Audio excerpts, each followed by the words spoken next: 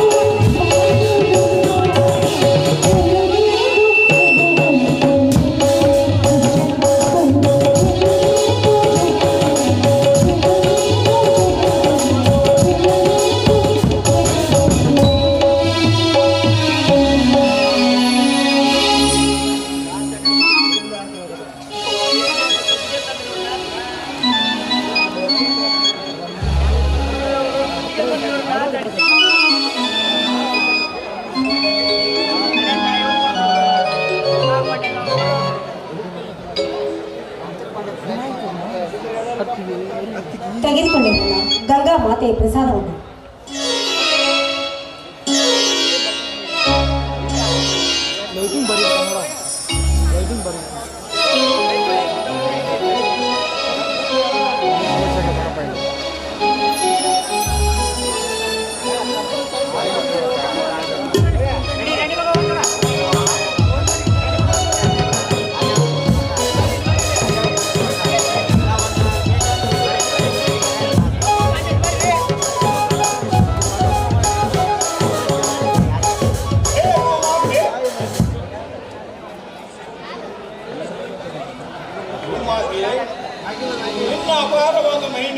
ದೊಡ್ಡದು. ಅಂತೆಯೇ ಸಕಲ ಜಗತ್ತಿನ ಜೀವಿಗಳೆಲ್ಲ ಆಹಾರ ಒದಗಿಸಿ ನೀನು ಕಾಪಾಡುತ್ತೇವೆ. ಈ ನಿನ್ನ ಮಡಿಲ ಮಣ್ಣಿನ ಮಕ್ಕಳಾದ ನಮ್ಮನ್ನು ಕಾಪಾಡುತ್ತಾಯಿ. ಸತತ 20 ವರ್ಷಗಳ ಕಾಲದಿಂದ ನಮ್ಮ ಹೊಲವನ್ನು ಇದೇ ಊರ ಧನಿಕ ಧರ್ಮರಾಜ ಅವನ ಕೈವಶವಾಗಿತ್ತು. ಮತ್ತೆ ನಾವು ಆ ಭೂಮಿಯನ್ನು ಪಡೆದುಕೊಳ್ಳಬೇಕಾದರೆ ನಾವು ಕೊಟ್ಟ ಕಷ್ಟ ಅಷ್ಟಿಷ್ಟಲ್ಲ. ದೇವರ ಕೃಪೆಯಿಂದ ಈ ಹೊಲದಲ್ಲಿ ಬಾವಿ ತೆಗೆಸಿದ್ದೇನೆ. ಸಾಕಷ್ಟು ಜಲಮಾತೆಯು ದೊರಕಿದ್ದಾಳೆ. ಅದಕ್ಕೋಸ್ಕರವಾಗಿ ಜಲಮಾತೆಯ ಪೂಜೆಯನ್ನು ನೆರವೇರಿಸಿಕೊಂಡಿದ್ದೇನೆ. ನೀನು ತುಂಬಾ ಅದೃಷ್ಟವಂತ. ನೀನು ಕಷ್ಟಪಟ್ಟದ್ದು ನೋಡಿದರೆ ನಿಜವಾಗಲೂ ನೀನು ಮನುಷ್ಯನೇ ಆಗುತ್ತಿರಲಿಲ್ಲ. ಆ ದೇವರದೇ ನಿನ್ನ ಮೇಲೈತಿ. ಈ ಊರ ಶ್ರೀಮಂತ ಧನಿಕರ ಕೈಯಲ್ಲಿ ನಮ್ಮೆಲ್ಲ ಆಸ್ತಿಗಳು ಸಿಕ್ಕು ಅವು ಮರಳಿ ನಮ್ಮ ಕೈಗೆ ಸಿಕ್ಕಿಲ್ಲ. ಅವರ ಬಡ್ಡಿ ಸಾಲದಲ್ಲಿ ಸಿಲುಕಿ ನಮಗೆ ಇರಲಿಕ್ಕೆ ಮನೆಯಿಲ್ಲ, ಬಿತ್ತಲಿಕ್ಕೆ ಹೊಲ ಇಲ್ಲ. ಮತ್ತೆ ನಮ್ಮ ಭೂಮಿ ನಮ್ಮ ಕೈ ಸೇರ್ತದೆ ಅಂತ ತಿಳ್ಕೊಂಡಿದ್ದೇನೋ ಕಾಳಿಂಗ? ಆ ಧರ್ಮರಾಜ ಮಾಡುವ ಒಂದೊಂದು ಕೆಟ್ಟ ಕೃತಿಯನ್ನು ನನ್ನ ಬಾಳಪುಟದಲ್ಲಿ ಬರೆದಿಟ್ಟುಕೊಂಡಿರುವೆ. ಅದಕ್ಕಾಗಿ ನನಗೆ ಸ್ವಲ್ಪ ತಲೆಬಾಗಿ ನಡೆಯುತ್ತಿದ್ದಾನೆ ಆ ಧನಿಕ. ಅದರಲ್ಲಿ ಆದರೆ ಬಡವರ ಮೇಲೆ ಮಾಡುವ ಅನ್ಯಾಯಕ್ಕೆ ನಾನೆಂದು ಸುಮ್ಮನಿರುವುದಿಲ್ಲ.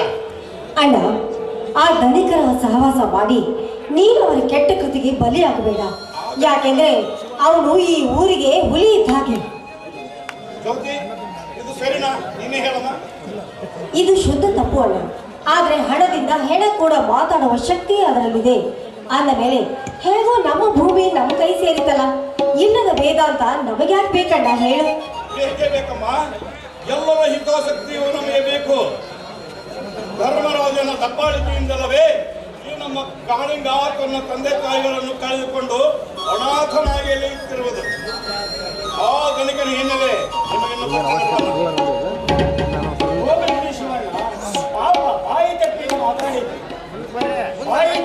ಮಾತಾಡೈತಿ. ಕಷ್ಟಪಟ್ಟು ಹೊಲದಲ್ಲಿ ಬಾವಿ ತೋಡಿಸಿದ್ದೆ. ರಮೇಶನನ್ನು ಓದಿಸಿ ಕೊಟ್ಟ ವಿದ್ಯಾವಂತನನ್ನಾಗಿ ನೌಕರಿ ಸಿಕ್ಕರೆ ನೀನು ಈ ಊರಲ್ಲಿ ಕುಬೇರನಲ್ಲವೇ? ಆ ಕುಬೇರನ ಪಟ್ಟ ನನಗೇಕೆ ಕಾಳಿಂಗ? ನನ್ನ ಕರ್ತವ್ಯ ನಾನು ಮಾಡಿದ್ದೇನೆ ಅಷ್ಟೇ. ನಮ್ಮ ತಮ್ಮ ರಮೇಶ ಈ ವರ್ಷ ಉತ್ತೀರ್ಣರಾಗಿ ಬಂದರೆ ನಿಮಗೆಲ್ಲರಿಗೂ ಸಿಹಿ ಹಂಚಿಕೊಡ್ತೇನೆ. ಈ ನನ್ನ ತಂಗಿಯ ಜ್ಯೋತಿಯ ಕಂಕಣದ ಬಲ ಕೂಡಿ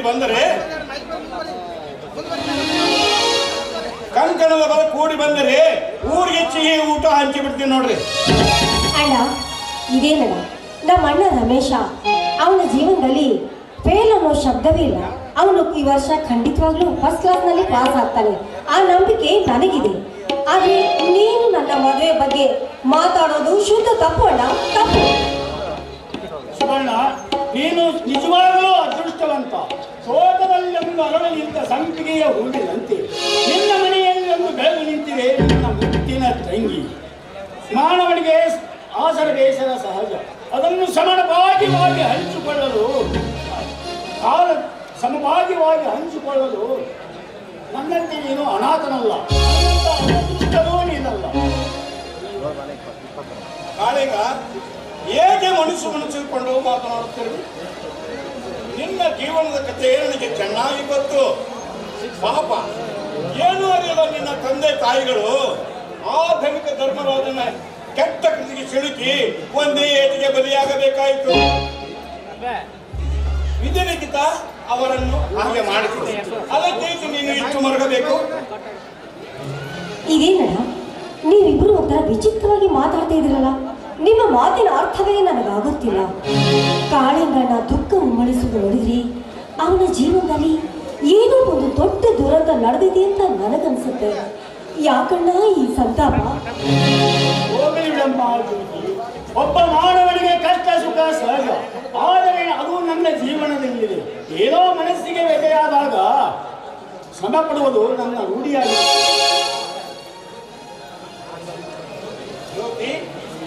ಈ ಕಾಳಿಂಗ ಎತ್ತು ಬೆಳೆದು ದೊಡ್ಡವನಾಗಬೇಕಾದರೆ ಮಾತಾಪಿತರ ಹಿತರಕ್ಷಣೆಯಿಂದ ಅಲ್ಲ, ಒಂದು ಬಾಂಧವರ ಅಲ್ಲ, ಕಾಡಿನಲ್ಲೊಂದು ಆಲದ ಮರ ಬೆಳೆದು ವನ್ಯ ಪ್ರಾಣಿಗಳಿಗೆ ನೆರಳು ಕೊಡುವಂತೆ ಅವನೂ ಒಂದು ಜೀವನ. ಕಾಡಿನೊಳಗೆ ಈ ಸ್ಥಿತಿ ಬರಲು ಕಾರಣ ಮತ್ಯಾವ ಕಾರಣ? ಈ ಊರಲ್ಲಿ ಯಮರಾಜನಂತೆ ಬೆರೆಯುತ್ತಿರುವ ಗಣಿಕ ಧರ್ಮರಾಜ ನನ್ನ ಹೆತ್ತ ಮಾತಾಪಿತರ ಪ್ರಾಣ ತೆಗೆದುಕೊಳ್ಳದೆ ನನ್ನ ತಾಯಿಯು ನಮ್ಮ ಆಸ್ತಿ ಪಾಸ್ತಿಯನ್ನು ತನ್ನಂತೆ ಮಾಡಿಕೊಂಡು ನನ್ನ ತಾಯಿ ಹೃದಯ ವೇದನೆಯಿಂದ ಬಳವಲವನ್ನು ನೋಡಲಾರದೆ ನನ್ನ ತಂದೆ ಬಡತನದ ಬವಣೆಯಲ್ಲಿ ಬಿದ್ದು ಹೊರಳಾಡಲಾರದೆ ನೇಣು ಹಾಕಿಕೊಂಡು ಪ್ರಾಣ ಬಿಟ್ಟ ನಮ್ಮ ನೋಡಲಾರದೆ ನನ್ನ ತಾಯಿ ಕ್ಷಣದಲ್ಲೇ ರಕ್ತ ಕಾರಿಕೊಂಡು ಪ್ರಾಣ ಬಿಟ್ಟಳಮ್ಮ. ಅಂದಿನಿಂದ ನಾವು ಅನಾಥರಾದೆವು.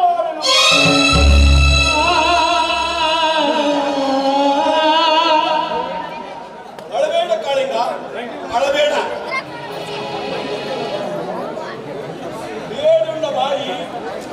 ಬೇಡುಳ್ಳ ಬಾಯಿ ನಾನೆಲ್ಲ ಕಂಡಿತ್ತು ಎನ್ನುವ ಹಾಗೆ ಈ ಮಾನವನ ಜನ್ಮ.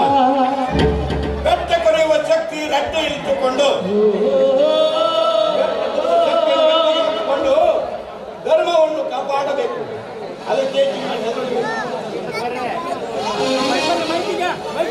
ಮುಂದೆ ಬನ್ನಿ ಬನ್ನಿ.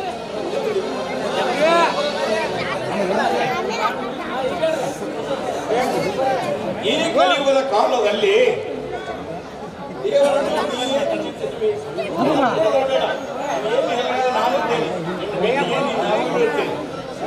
ಶಿವಣ್ಣ, ನನಗೆ ಇರುವುದು ಒಂದೇ ಗುರಿ, ನನ್ನ ವಂಶವನ್ನೇ ನಿರ್ವಂಶ ಮಾಡಿ ಸ್ವರ್ಗದ ಅಧಿಪತಿಯಾಗಿ ನನ್ನನ್ನು ಕುರಿತ ಆ ಬಳಿಕರ ಧರ್ಮರಾಜನ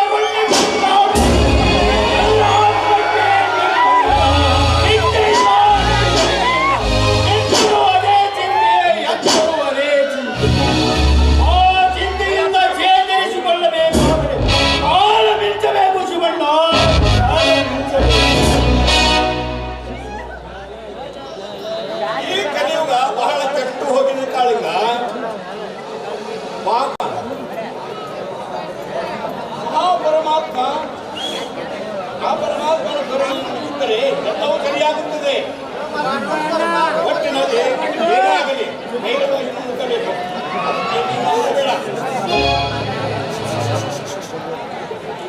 ಆ ಧರ್ಮರಾಜನ ನಂದಾದೀಪವಾರಬೇಕಾದರೆ ಈ ಕಾಳಿಂಗನೇ ಕೈ ಎತ್ತಿ ನಿಲ್ಲಬೇಕು.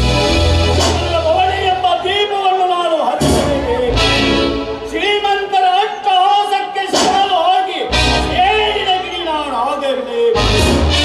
ಈ ನಾಡಿನಲ್ಲಿ ನಮ್ಮಂತವರ ಮನೆಯ ಮಾನವೀಯರ ಮಾಡಿರುವ ಹೀನ ಕುಲದ ಕಾಮುಕರ ದೌರ್ಜನ್ಯ ದಿನ ಹೆಚ್ಚು ಸಮಾಜದ ಕಣ್ಣಿಗೆ ಒಳ್ಳೆಯವರಂತೆ ನಡೆಸುತ್ತಾರೆ.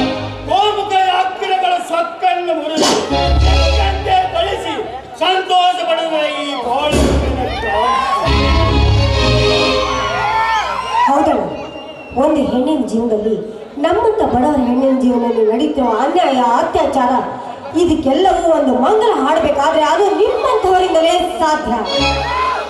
ಅದು ಒಂದೇ ಆ ದೇವರು ಈ ನಿಮ್ಮ ಧೈರ್ಯ ಸ್ಥೈರ್ಯಕ್ಕೆ ಸರ್ವಶಕ್ತಿ ಕೊಟ್ಟು ಕಾಪಾಡಲಿ ಅಂತ ನಾನು ಆ ದೇವರಲ್ಲಿ ಬೇಡಿಕೊಳ್ಳುತ್ತೇನೆ ಅಣ್ಣ, ಬೇಡಿಕೊಳ್ತೇನೆ. ಅಂತೂ ಅಣ್ಣ ತಂಗಿ ಇಬ್ಬರು ಸೇರಿ ದುಷ್ಟ ಶಕ್ತಿಯನ್ನು ಆದಿಶಕ್ತಿ ತಿಳಿಸಲಾಯಿತು. ನಮಗೆ ಬಹಳ ಹಚ್ಚವಾಗಿದೆ. ನಾನು ಕಾಲಿಂದ ಇಬ್ಬರು ಕೂಡಿ ಊಟ ಮಾಡ್ತೀನಿ. ಬುದ್ಧಿ ಹಾಗೆ ಅಣ್ಣ, ಇನ್ನೊಂದು ಸ್ವಲ್ಪ ಜೋರಾಗಿ ಮಾತಾಡೋಣ. ಬಹಳ ಹಸಿವಾಗುತ್ತೆ ನಿನಗೆ. ಬಾಳ ಬಂದು ಬಹಳ ಹೊತ್ತಾಯ್ತು. ಕುಳಿತುಕೊಂಡು ಹೊಟ್ಟೆ ತುಂಬ ಊಟ ಮಾಡೋಣ. ಆಮೇಲಾದ್ರೂ ಊಟ ಮಾಡಿದ್ಮೇಲಾದ್ರೂ ಜೋರಾಗಿ ಮಾತಾಡೋಣ. ಬೇಡ, ಮತ್ತೆ ಊಟ ಮಾಡೋಣ. ಜೋಜಿ, ನಿನ್ನ ಕೈಯಲ್ಲಿ ಅಡಿಗೆ ಒಂದು ಬಾಳವಾಯಿತು. ಊಟ ಹಾಗೆ ಬಾರೆ.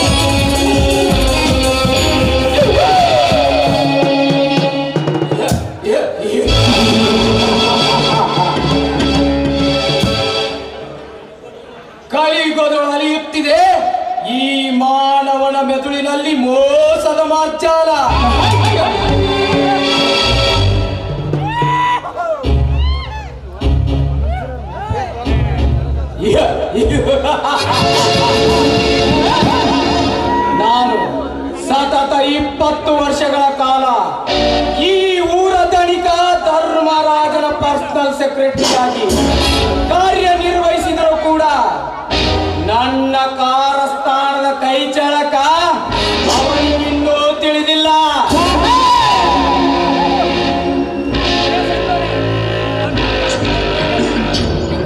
ಅವನಂತೆ ನಾನು ಒಳ್ಳೆಯ ಕೊನೆಗೊಂದು ದಿನ ನನ್ನ ಮೋಸದ ಬಿಡಾರದಲ್ಲಿ ಅಡಗಿಸುವೆ ಅವನ ಆಸ್ತಿ ಪಾಸ್ತಿಯನ್ನು.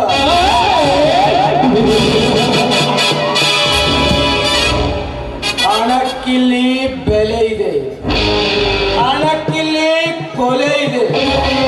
ಮೋಸ ವಂಚನೆಗಳಿಗೆ ಮರ್ಯಾದೆ, ನ್ಯಾಯ ನೀತಿಗೆ ಅಳಿಗಾಲ.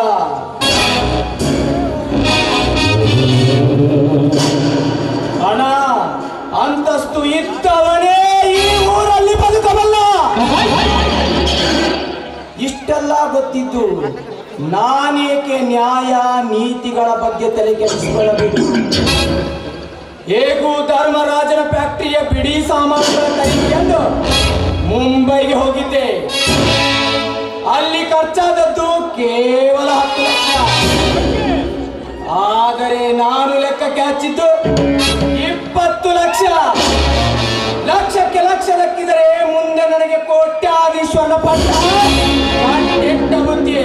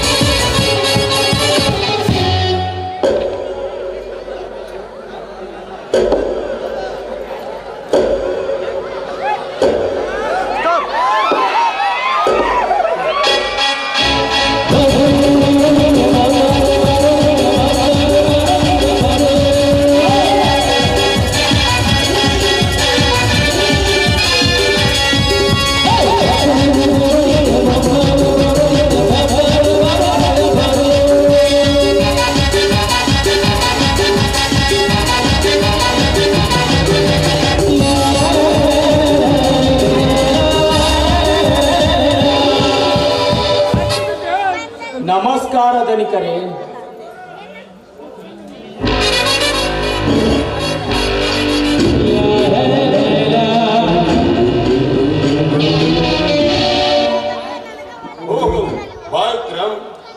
ಬಾಂಬೆಗೆ ಹೋಗಿ ಯಾವಾಗ ಬಂದೆ? ಹೋದ ಕೆಲಸ ಎಲ್ಲ ಪಕ್ಕ ಆಯ್ತು ತಾನೆ? ಹೋದ ಕೆಲಸ ಎಲ್ಲ ಸಕ್ಸಸ್ ಧನಿಕರೇ. ಆದರೆ ಈಗ ನಮ್ಮ ಫ್ಯಾಕ್ಟರಿಯ ಬಿಡಿ ಸಾಮಾನುಗಳು ಸಿಗಬೇಕಾದ್ರೆ ಬಹಳ ಕಷ್ಟ. ಯಾಕೆಂದರೆ ಅಂದಿಗಿಂತ ಇಂದಿಗೆ ರೇಟು 2 ಪಟ್ಟು ಜಾಸ್ತಿ ಆಗಿಬಿಟ್ಟಿದೆ. ನಮ್ಮ ಕೆಲಸಕ್ಕೆ ಅಡ್ಡಿಯಾದಾಗ ಕೊನೆಯೇ ಇಲ್ಲವಲ್ಲ, ಎಷ್ಟಾದರೂ ಕೊಂಡುಕೊಳ್ಳಲೇಬೇಕಾಯ್ತು. ಎಷ್ಟಾದ್ರೇನು ಖರೀದಿ ಮಾಡಿಕೊಂಡು ಬಾ ಎಂದು ನಿನ್ನನ್ನು ಕಳಿಸಿದ್ದಿಲ್ಲವೇ? ಅದಿರಲಿ, ಮುಂಬೈಗೆ ಹೋಗಿ ಬಂದ ಖರ್ಚು ಎಷ್ಟಾಯ್ತು? ಖರೀದಿಸಿದ ಸಾಮಾನುಗಳ ಎಲ್ಲ ಒರಿಜಿನಲ್ ಇವೆ ತಾನೆ? ಗ್ಯಾರಂಟಿ 10 ವರ್ಷ ಅಗ್ರಿಮೆಂಟ್ ಬರೆದು ಕೊಟ್ಟಿದ್ದಾರೆ. ರೇಟಿನಲ್ಲಿ ಜಾಸ್ತಿ ಆದರೂ ಮಾಲು ಮಾತ್ರ ಪಕ್ಕ. ಲೆಕ್ಕ ಕೇಳಿದ್ರಲ್ಲ, ಇಲ್ಲಿದೆ ನೋಡಿ. ಇದರಲ್ಲಿ ಎಲ್ಲಾ ಖರ್ಚು ವೆಚ್ಚದೊಂದಿಗೆ ಸರಿಯಾದ ವಿವರವೇ ಇದೆ. ಹಲೋ,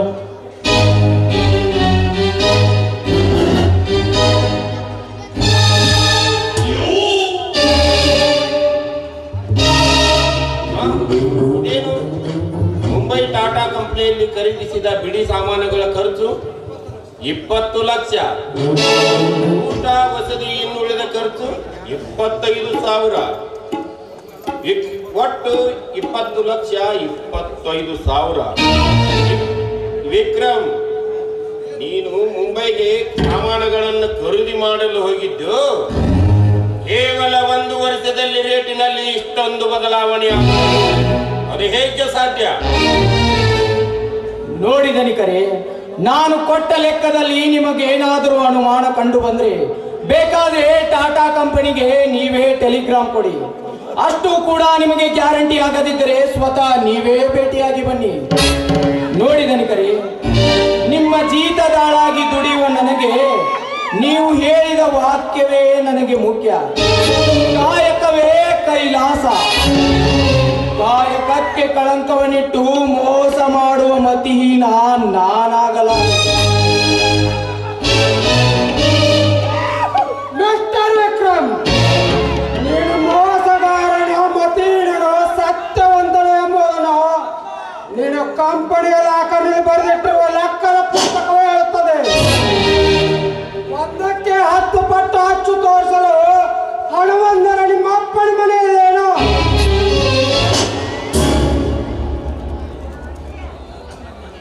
ಅಂತೂ ನನ್ನ ಮೇಲೆ ಎಲ್ಲರ ವಿಶ್ವಾಸ ಕಡಿತವಾಗಿದೆ ಎಂದು. ಅಲ್ಲ ಧನಿಕರೇ, ಈಗಿನ ಕಾಲದಲ್ಲಿ ಏನು ಸಸ್ತಾ ಇದೆ ನೀವೇ ಹೇಳಿ. ನಾನು ಬರೆದಿಟ್ಟ ಲೆಕ್ಕದಲ್ಲಿ ಬದಲಾವಣೆಯಾದದ್ದು ಬರೀ ಕಾರ್ಮಿಕರ ಸಂಬಳ ಹಾಗೂ ಬೋನಸ್ ಅಷ್ಟೇ. ಯಾಕೆ? ನಾನು ಕೊಟ್ಟದ್ದು ಸುಳ್ಳು ಎಂಬ ಭಾವನೆಯೇ ನಿಮಗೆ?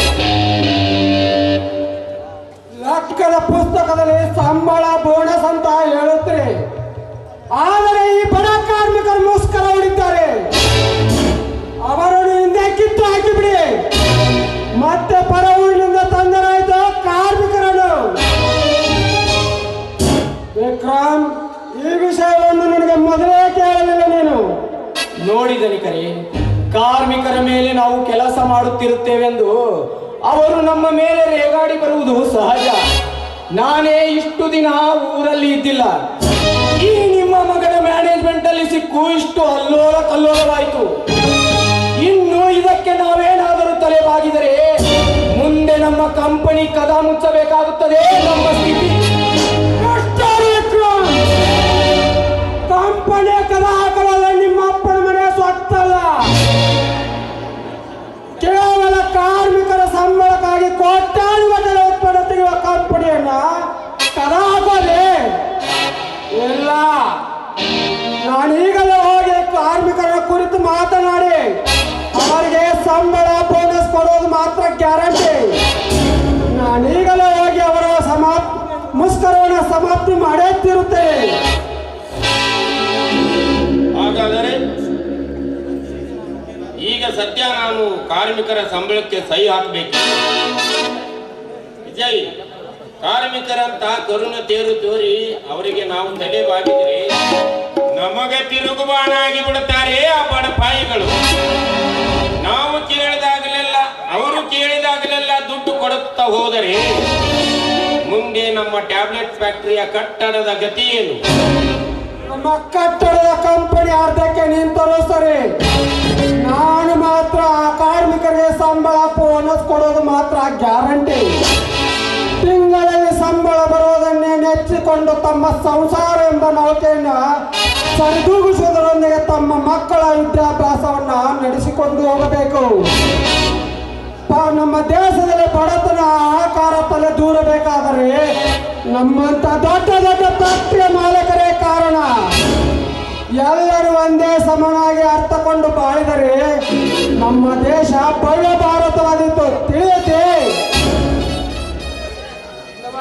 ಕೇಳಿ ಧನಿಕರೇ, ಈ ನಿಮ್ಮ ಮಗನ ಮಾತನ್ನು. ದುಡಿಯುವ ಕಾರ್ಮಿಕರನ್ನು ಕೂಡ ತಮ್ಮ ಪಾರ್ಟ್ನರ್ ಅನ್ನಾಗಿ ಮಾಡಿಕೊಳ್ತಾರೆ. ನಿಮ್ಮ ದೌರ್ಜನ್ಯಕ್ಕೆ ತಲೆಬಾಗುವ ಬಡವಿಕಾರಿಗಳು ಇಷ್ಟು ತಲೆ ಎತ್ತಿ ನಿಲ್ಲಬೇಕಾದರೆ ಈ ನಿಮ್ಮ ಚಿರಂಜೀವಿಯ ಬೆಂಬಲ ಅವರಿಗಿದೆ. ಅಂತೆಯೇ ನಾನು ಮುಂಬೈಗೆ ಹೋಗಿ ಬರುವಷ್ಟರಲ್ಲಿ ಇಂಥ ಗೊಂದಲ ನಡೆದು ಬಿಟ್ಟಿದೆ. ನಾನಿದ್ದಾಗ ಅವರೇಕೆ ಈ ರೀತಿ ನಡೆದುಕೊಳ್ಳಲಿಲ್ಲ? ನೀವೇ ಹೇಳಿ. ಹೌದು ವಿಜಯ್, ಕಾರ್ಮಿಕರಿಗೆ ಇನ್ನ ಮೇಲೆ ಯಾವ ತರದ ಸಹಕಾರ ಮಾಡಿಕೊಡುದು ನಾವು ಹೇಳಿದಂತೆ ಕೇಳಿ ಕೆಲಸ ಮಾಡಿದ್ರೆ ಸರಿ, ಇಲ್ಲವಾದರೆ ಹಾಗೆ ಉಪವಾಸ ಮಲಗಿಸಬೇಕು. ಆ ಬಡ್ಡಿ ಮಕ್ಕಳನ್ನ ಅಂದ್ರೆ ಬುದ್ಧಿ ಬರುತ್ತೆ. ವಿಕ್ರಮ್, ಹಿಂದೆ ನೀನು ಹೋಗಿ ಫ್ಯಾಕ್ಟ್ರಿ ಕೆಲಸ ಶುರುವಾಗುವಂತೆ ಮಾಡು. ವಿಜಯ್, ಇಂದಿನಿಂದ ಫ್ಯಾಕ್ಟರಿಯ ಜವಾಬ್ದಾರಿಯನ್ನು ಸರಿಯಾಗಿ ನೋಡಿಕೊಂಡು ಹೋಗು. ಈ ವಿಕ್ರಮನಿಗೆ ಎದುರಾಗಿ ಕಂಪನಿಯ ಬಂದು ಮಾಡುವ ಕೆಲಸ ಮಾತ್ರ ಮಾಡಬೇಡ.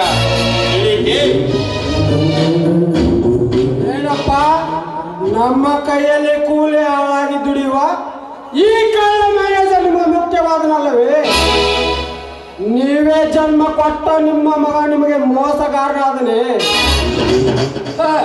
ಇರಲಿ, ನಿಮಗೂ ಒಂದು ಕಾಲ ಎಂದರೆ ನನಗೂ ಒಂದು ಕಾಲ ಬಂದೇ ಬರುತ್ತದೆ. ಅವಾಗ ನೋಡಿಕೊಳ್ಳುತ್ತೇನೆ. ನಾನೀಗಲೇ ಹೋಗಿ ಆ ಕೆಲಸ ನಿಲ್ಲುವಂತೆ ಮಾಡೇ ತಿರುತ್ತೇನೆ. ಅವರನ್ನು ಹೇಗೆ ದುರಿಸಿಕೊಳ್ಳುತ್ತೇನೆ ನಾನು ನೋಡೇ ಬರುತ್ತೇನೆ. ನನಗೆ ಬರ್ತೇನೆ.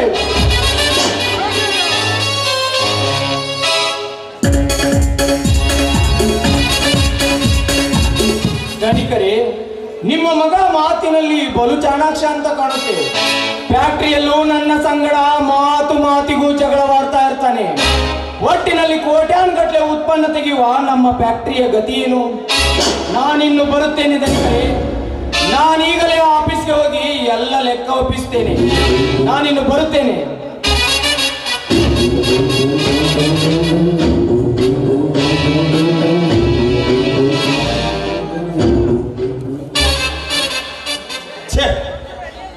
ನನ್ನ ಮಗ ವಿಜಯ್ ಇತ್ತಿತ್ತಲಾಗಿ ನನಗೆ ಎದುರಾಗಿದ್ದಾನೆ. ನಮ್ಮ ಪರ್ಸನಲ್ ಸೆಕ್ಯೂರಿಟಿಯಾಗಿ ಕೆಲಸ ಮಾಡುತ್ತಿರುವ ಈ ವಿಕ್ರಮ್ ನಿಜವಾಗಲೂ ಮೋಸಗಾರನಲ್ಲ. ಸತತ 20 ವರ್ಷಗಳ ಕಾಲ ನಮ್ಮ ಫ್ಯಾಕ್ಟರಿಯಲ್ಲೇ ದುಡಿಯುತ್ತಾ ಬಂದಿದ್ದಾನೆ. ಆದರೆ ಇದೇ ಊರಿನಲ್ಲಿ ನಮಗೆದುರಾಗಿ ನಡೆಯುತ್ತಿರುವ ಆ ಕಾಳಿಂಗ ಇಷ್ಟೊಂದು ತಲೆ ಎತ್ತಿ ನಿಲ್ಲಬೇಕಾದರೆ ಆ ಶಿವಣ್ಣನ ಬೆಂಬಲ ಅವನಿಗೆ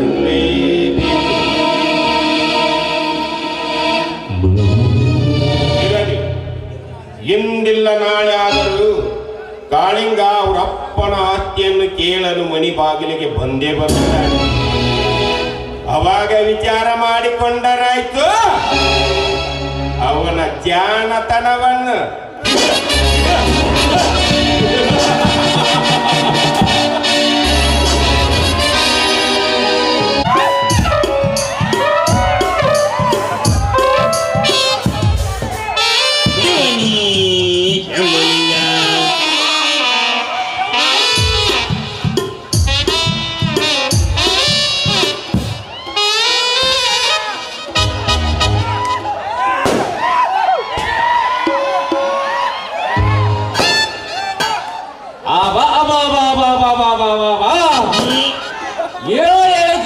ಮಾಡಬಾರ್ದ್ರಿ ಕಿರಾಣಿ ಅಂಗಡಿ ವ್ಯಾಪಾರಣ ಅಲ್ಲ. ನಮ್ಮ ಅಜ್ಜ ಮುತ್ತಾಜ ಕಾಲದಾಗಿಂದ ಮಾಡ್ಕೊಂಡ್ ಬಂದ್ ಕಿರಾಣಿ ಅಂಗಡಿ ವ್ಯಾಪಾರ ನಮ್ ಕಾಲಕ್ಕೇನು ಕಮ್ಮಿ ಇರ್ಲಿಲ್ಲ ನೋಡ್ರಿ. ಭರ್ಜರಿ ವ್ಯಾಪಾರ ಐತಿ. ಆದ್ರ ವ್ಯಾಪಾರ ಎಷ್ಟಿದ್ರೆ ಏನೈತ್ರಿ, ಮನ್ಯಾಗ ಯಜಿಮಠ ಬೆಳಗ್ ನಿಂತು ನನ್ನ ಮಗಳು ಸಿಂಗಾರಿ ಮದುವೆ ವಯಸ್ಸಿಗೆ ಬಂದೈತಿ. ನಮಗೊಂದೀಟ್ ಆಸ್ರ ಬ್ಯಾಸ್ರ ಆದಾಗ ಅಂಗಡಿಯಾಗ ಕುಂದ್ರು ಮಗಳು ಅಂತ ಕುಂದ್ರಿ ಸ್ವಾದ್ರ ಸಾಕ್ರಿ. ಈ ಮಂಗ್ಯಾನಂತ ಕಲಿತು ಹುಡುಗರು ನಮ್ಮ ಮಂದಿ ಬೇವಿನ ಗಿಡ ಕಟ್ಟಿ ಕುಂತು ಒಬ್ಬೊಬ್ರ ಒಬ್ಬೊಬ್ರ ಒಂದ್ ರಿಕಾರ್ಡ್ ಹಾಡ್ತಾರಿ. ಆ ಸಿಕ್ಲಿ ರಾಜ ನನ್ನ ಮಗ ಹಾಡ್ತಾನ್ರಿ. ನನ್ನ ಮಗ ಕೇಳ್ಕೊಂಡ್ರು ಬಾರ ಹುಡುಗಿ ಹುಬ್ಳಿ ಧಾರವಾಡ ನೋಡಂಗ ಹುಬ್ಬಳ್ಳಿ ಹುಡುಗಿ ಮಾಡಕ ಬಾರ ಹುಡುಗಿ ಹುಬ್ಳಿ ಧಾರವಾಡ ನೋಡಂಗ ಹುಬ್ಬಳ್ಳಿ ಲಾಡ್ನ್ಯಾಗ ಹುಡುಗಿ ಮಾಡಕ ಹುಬ್ಬಳ್ಳಿ ಲಾಡ್ನ್ಯಾಗ ಹುಡುಗಿ ಮಾಡಕ ಅಂತ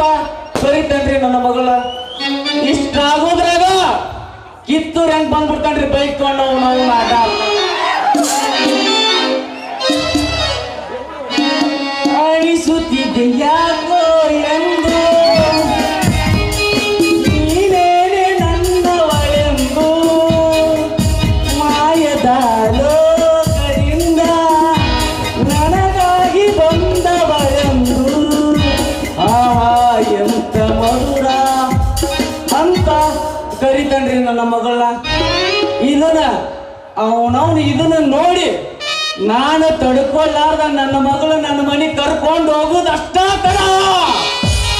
ಯಪ್ಪ ಯಪ್ಪ ನನ್ನ ಮದುವೆ ಸುದ್ದಿ ಏನ್ ಮಾಡಿದಿ ಅಂತ ಕೇಳ್ತಾಳ್ರಿ. ಒಟ್ಟ ನೋಡ್ರಿ, ಈಗಿನ ಕಾಲದಾಗ ತೊಲಿ ತುಂಡ್ ಅಂತ ಒಂದು ಗಂಡು ಮಗ ಮನೆಯಾಗ ಇದ್ದಂದ್ರ ರಾಜರ ಕಾಲಾಗಿರ್ತಾವಲ್ರಿ, ರಾಜರ ಕಾಲ ಬಂಗಾರ ಗಟ್ಟಿ ಇದ್ದ ನೋಡ್ರಿ ಅಪ್ಪ.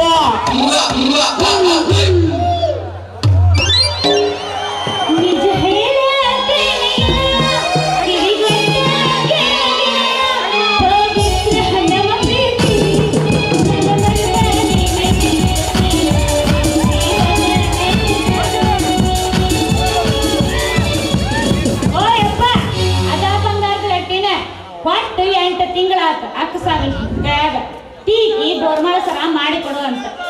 ನಾವು ಮಾಡವಲ್ಲ ಯಪ್ಪ, ಮಾಡವಲ್ಲ. ಬರೀ ಬಾಳೆ ಮಾತು ಹೋಗದಿ, ಕೈಲಿ ಕೆಲಸನ ಮಾಡವಲ್ಲ. ಮುಲ್ಲ ಹಳೆ ಮುಲ್ಲ. ಏನ್ ಮಾಮಗಳ ಒಂದ್ ನಮೂನಿ ಕರ ಕಳ್ಕೊಂಡು ಮಜ್ಗಿ ಗಂಗಾ ಅವ್ರಿಗೆ ಏನ್ ಓದ್ರದಂಗ ಒಂದ ಸಾವಿರ ಅಂತ ಒಬ್ಬೇಕೆ ಒಟ್ಟುಗೂಡಾಕತ್ತೀವಿ. ಇದ್ದ ಬಿದ್ದ ಸಂಧ್ಯಾಗ ಯಾರು ಮಾಡಿ ಹೋದ್ರು ಕೆಲ್ಸಾನ. ಅವ್ರ ಕೆಲ್ಸದಾಗ ನೀನ್ ಯಾಕೆ ತಲೆ ಹಾಕಕ್ ಹೋಗಿದ್ವ ಅಂದ್ರ ತಲೆ ಹಾಕಿದ್ದವ ನಾವು ಚಲೋನ ಹಾಕಿ ಬಿಡೋದು. ಎಲ್ಲೇ ಮಚ್ಚಿ ಗಂಗವ್ವ ಮುಂದ ಅಕ್ಕಿಯಿಂದ ಎಣ್ಣಿಯಿಂದ ನಿಮ್ಮ ನೀನು ನಿನ್ನಿಂದ ಕ್ವಾಣ ಆಗಿದ್ರ ನಿಮ್ಮ ನಶೀಬ್ ತೆರೆದೇ ನಿಂದು.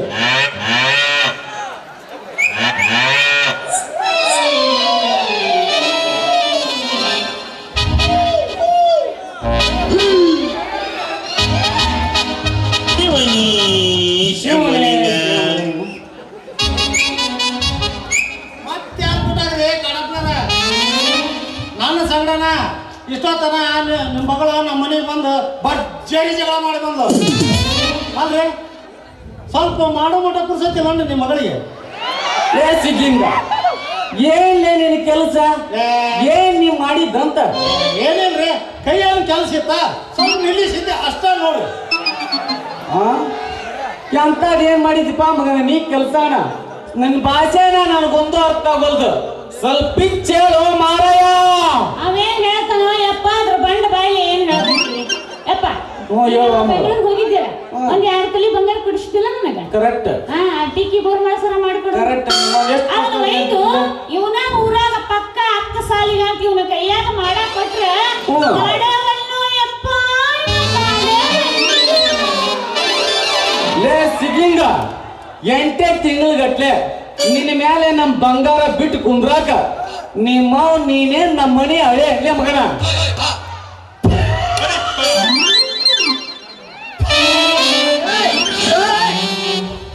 ಅಲ್ರಿ ನಾನ್ ನಿಮ್ ಮನೆ ಹಳೆ ಆಗಿದ್ರ ಈ ಬಂದು ಉದ್ಯೋಗ ನಾನು ಯಾಕೆ ಮಾಡ್ತಿದ್ರಿ? ಶಿಸ್ತ ನಿಮ್ಮ ಮನೆ ಊಟ ಉಂಡ ನಿಮ್ಮ ಅಂಗಡಿ ಕಟ್ಟಿ ಕುಂತ ಚೌಕ್ ಮಾತು ಹೇಳ್ತಿದ್ದೆ. ಅಕಸ್ಮಾತ್ ಮನುಷ್ಯಗೆ ಏನದ ಸ್ವಲ್ಪ ಬೇಸರ ಆತಂದ್ರ ನಿಮ್ಮ ಮಗಳ ಕರ್ಕೊಂಡು ಮಣ್ಣು ಹೋತದ್ರಿ ಕುಂಭಮೇಳ ಅದಕ್ಕೆ ಕರ ಆಗ್ರಿ ಇಲ್ಲ ಬಾದಾಮಿ ಬನಶಂಕರಿ ಐವಳ್ಳಿ ಪಟ್ಟದ ಕಲ್ಲು ಅದನ್ನು ಬೇಡ ಅಂದ್ರೆ ಶ್ರೀರಂಗಪಟ್ಟಣ ನೋಡ್ಕೊಂಡು ಇಬ್ರು ಕೂಡ ಸುತ್ತಾಡ್ಕೊಂಡು ಬೇಸರ ಕಳ್ಕೊಂಡ್ ಬರ್ತಿದ್ವಿ. ಅತ್ಲಾಗ ಇಟ್ಟು ದಕ್ಷಿಣ ಕನ್ನಡ ಕಡೆ ಹೋಗಿದ್ದೀಪ ಅಂತಂದ್ರ ಧರ್ಮಸ್ಥಳ ಬಾಹುಬಲಿದ ನೋಡ್ಕೊಂಡು ಬರ್ಬೋದಿತ್ತು ಮಗನ. ನಿಂತಲ್ಲೇ ನಿಂತ ಕಾಣಕತ್ಯ ಮಗನ ಕನಸ. ಇವನ್ ನಿನ್ ತಲೆ ಬರೋಬ್ಬರಿ ಆಯ್ತೋ ಇಲ್ಲೋ? ಅವನ ತಲೆ ಸುದ್ದಿದ್ರ ಅವ ಯಾಕೆ ನಮ್ನಿ ಮಾಡ್ತಿತ್ತ? ಅಲ್ಲ ನಮ್ನಿ ಊರೆಲ್ಲ ಚೆನ್ನಾಗಿ ತಿರುಗಿ ಬರ್ತೈತೆ ಯಪ್ಪ. ಅದು ಅಲ್ದ ಬಾದಾಮಿ ಬನಶಂಕರಿ ಪಟ್ಟದ ಕಲ ತೋರಿಸ್ತಾನಂತ ಯಪ್ಪ ಇವ ನನಗ. ಆ ಕನಸು ಕಾಣಕತ್ತೈತಿ ಯಾಕದ ಕನಸು ನನಸು ಆಗಬಾರ್ದು ಅಂತೀನಿ. ಅಕಸ್ಮಾತ್ ನಿಮ್ಮಪ್ಪ ಮಾತು ಕೊಟ್ಟ ಅಂತ ತಿಳ್ಕೊ. ಅಲ್ಲ ಏನು ಕೊಡದ ಬೇಡ ಹಂಗ ಮಾತಿಗೆ ಅಂತ ಹೇಳಿ ಬಿಡ. ಅಲ್ಲ ನನ್ನ ಮದುವೆ ಆಗೋ ಗಂಡ ಹೆಂಗಿರ್ಬೇಕು ಗೊತ್ತನ? ಸೂಟು ಬೂಟು ಕೋಟು ಹಾಕೊಂಡ ಕಣ್ಣಿಗೆ ಕರಿ ಚಸ್ಮಾ ಹಾಕೊಂಡ ಹಂಗ ಹೊಂಟ್ನಂದ್ರ ಇನ್ಕಮ್ ಟ್ಯಾಕ್ಸ್ ಆಫೀಸರ್ ಇದ್ದಂಗಿರು ಡ್ಯಾಡಿ. ಹೌದು ಆ ಮಗಳ, ನಾವು ಚಲೋ ಇನ್ಕಮ್ ಟ್ಯಾಕ್ಸ್ ಆಫೀಸರಿಗೆ ಕೊಟ್ಟು ನನ್ನ ಮಗಳ ಸಿಂಗಾರಿನ ಕೊಟ್ಟು ಮದುವೆ ಮಾಡ್ಬೇಕಂತ ಕಡೇ ತೀರ್ಮಾನ ಮಾಡಿಬಿಟ್ಟಿದೀವಪ್ಪ. ಏನ್ಪ ಇನ್ಕಮ್ ನಿಮ್ಮ ಇನ್ಕಮ್ ಟ್ಯಾಕ್ಸ್ ಆಫೀಸರ್ ಸಿಗು ಮಟ್ಟ ಇನ್ನು ನನ್ನ ಮಗಳದಲ್ರಿ 50 ವರ್ಷ ಕುಂತ್ರು ಚಿಂತಿಲ್ರಿ. ನನ್ನ ಮಗಳ ಸಿಂಗಾರಿದಿ ಹಠ ಅಂದ್ರ ಹಠ ನೋಡ್ರಿ ಅಪ್ಪ. ಅಂದ್ರ ನೀವು ವೇಷ ನೋಡಿ ಭಾಷೆ ಕೊಡೋರು ಅನ್ನಂಗಾತು. ಈಗ ನಿಮ್ಮ ಮಗಳಲ್ಲವ್ರಿ ಅಂತ ಅಂತ ವರ ಬೇಕು ಇಂಥ ವರ ಬೇಕಂತೇಳಿ ಹಾ ಹಾಗಿರ್ಬೇಕು ಹೀಗಿರ್ಬೇಕಂದ್ರಲ್ಲ. ಆದ್ರ ಈಗಿನ ಕಾಲದಾಗ ಅಂತ ಡ್ರೆಸ್ ಹಾಕೋರು ದೊಡ್ಡ ದೊಡ್ಡ ಸಿಟಿಯಾಗ ಕಿಸೆ ಕತ್ತರಿಸೋ ಕಾಡ್ ಹಾಕೊಂತಾರ. ಕಿಸೆ ಕತ್ತರಿಸೋ ಕಾಡ್ರ ಮುಗಿತ ಅಂದ್ರ ನನ್ನ ಕಳ್ರಿಗೆ ಕೊಡಾಕ್ ನೇನು ಬಳಸುಳೆ ಮಗನ ಮಾಡಿ ನಮಗನ ಹಂಗ ಬಂತಪ್ಪ ಅಂತಂದ್ರ ನಿಮ್ಮವನ ಪೊಲೀಸ್ ಸಬ್ ಇನ್ಸ್ಪೆಕ್ಟರ್ ಕೊಟ್ಟು ಮದುವೆ ಮಾಡ್ತೀನಿ ಮಗನ. ಅವರು ಸಿಗ್ಲಿಲ್ಲ ಅಂತ ಇಟ್ಕೋ, ಇನ್ಕಮ್ ಟ್ಯಾಕ್ಸ್ ಆಫೀಸರ್ ಕೊಟ್ಟು ಮದುವೆ ಮಾಡ್ತೀನಿ ಮಗನ. ಕಡೆಗೆ ಅವರು ಸಿಗ್ಲಿಲ್ಲ ಅಂದ್ರ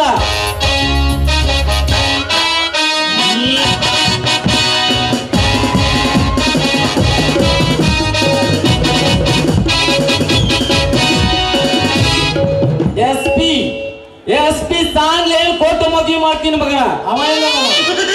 ಕಡೆಗೆ ಅವರು ಸಿಗ್ಲಿಲ್ಲ ಅಂತ ಇಟ್ಕೋ, ಮಾಬೂಶಿ ಮಗ ಹಚ್ಚಿ ಜಿನುಕ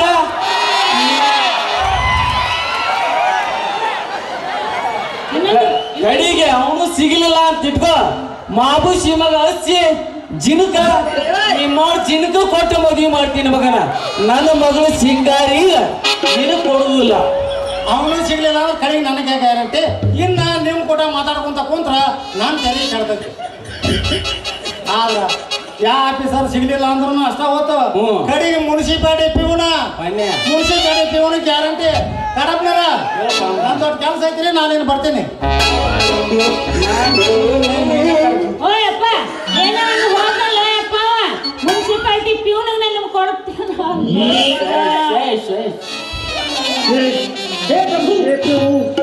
ಅದಿಗೆ ಮೂಲ ಹಾಕಿ ಹಂಗ ಹಿಂಗ ಹೋದ್ನ ನೋಡಿ ಅಡಿ ನಾವ ಈ ನಾಟಕ ಮುಗಿದ ಅವನ ಮ್ಯಾರೇಜ್ ಹೋಗ್ತಾನ ಕೂತ್ ಬಡ ನನ್ನ ಕುರ್ಚಿ ಜಡ್ಡ ಐತೆ ನೀ ಮೌನ ದೂರ ನಿಂತು ಮಾತಾಡ.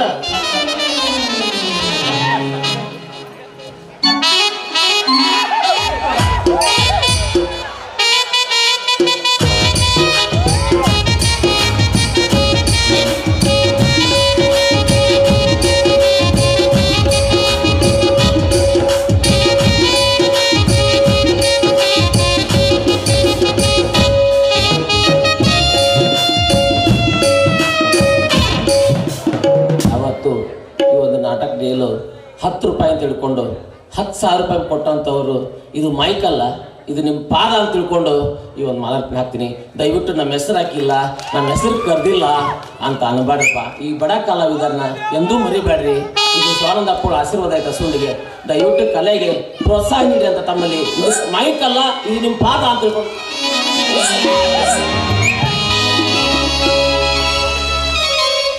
ಓಹೋ ನಮಸ್ಕಾರ ರೀ ಕಾಡಪ್ಪರ. ನಮಸ್ಕಾರ. ಏನ ದಾರ್ಯಾಗ ನಿಂತಿರ? ಏನ್ ನಿಮ್ಮ ಮಗಳಿಗೆ ತೆಲ್ಲಿ ಮತ್ತೇನ ಚಾಲವಾಗಿದ್ದನ ಮತ್ತೆ ಹಂಗಿದ್ರೆ ಹೇಳ್ರಿ. ನಮ್ಮ ಕಡೆ ಆಯುರ್ವೇದಿಕ್ ಔಷಧಿ ಐತಿ, ಬೇರೆ ಕೊಟ್ಟು ಗುಣಪಡಿಸ್ತೀವಿ ಹೇಳ್ರಿ. ಬಾರ್ ಬಾ ದೊಡ್ಡ ಮನುಷ್ಯ ಬಾ. ಇನ್ನೊಬ್ಬ ಕಮ್ಮಿ ಆಗಿದ್ದಿ ನನ್ನ ತಲಿ ತಿನ್ನಾಕ. ಒಂದು ತಲ್ಲಿ ಹೋತಪ್ಪ ಅಂದ್ರ ಇನ್ನೊಂದ್ ಜಲ್ಲಿ ಜೋಡ ಆಗ್ತಾರಪ್ಪ ಅಂತೀನಿ ನಾನು. ತಮ್ಮ ನಂಜುಂಡ ನಿನ್ನ ಗಿಡ ಮೂಲಿಕೆ ಬೇರಿಗೆ ಅಳಕತ್ತಿಲ್ಪ ನನ್ನ ಮಗಳು ಸಿಂಗಾರಿ. ಆಕಿಗೆ ಮನುಷ್ಯಗೆ ಶಾಂತಿಲ್ಲೋ ಮಗನ. ಅದಕ್ಕ ನಿಮ್ಮವನ ಅದಕ್ಕ ತಳ್ಳಕ್ಕೆ ತಿಳಿತಾ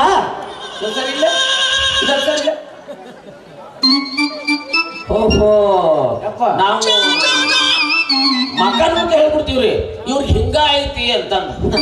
ನಿಮ್ಮ ಮಗಳಿಗೆ ಶಾಂತಿ ಇಲ್ಲಲ್ರಿ? ಎಸ್, ಅದಕ್ಕೆ ಯಾಕೆ ಚಿಂತೆ ಮಾಡ್ತಾರೆ ಬಿಡ್ರಿ. ಔಷಧ ಐತಿ, ಎದ್ದಕ್ಕೆ ಔಷಧ ಕೊಡ್ತೀರಂತ ಇದಕ್ಕೆ ಯಾಕೆ ಚಿಂತೆ ಮಾಡ್ತಾರೆ ನೀವು?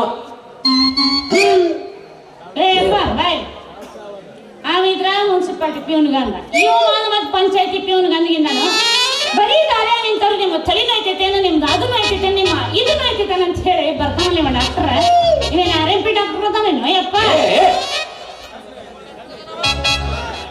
ಯಾಕ ನಾನು ಇಲ್ಲೇ ಹಸುಡ್ಯಾಗ ಶಿವಣ್ಣ ಡಾಕ್ಟರ್ ಕೈಯಾಗ ನಾ ಕಲ್ತೀನಿ ನನ್ನ ಕೈಯಾಗ ಬೆಂಕದ ಕಟ್ಟೆ ರವಿ ಡಾಕ್ಟರ್ ಸಾಹೇಬ್ರ ಅದಲ್ಲ ಇಲ್ಲೇ ಹಸುಡ್ಯಾಗ ಸಂಜೀವ್ ಡಾಕ್ಟರ್ ಸಾಹೇಬ್ರ ಅದಲ್ಲ ಅವರು ನನ್ನ ಕೈಯಾಗ ಕಲ್ತ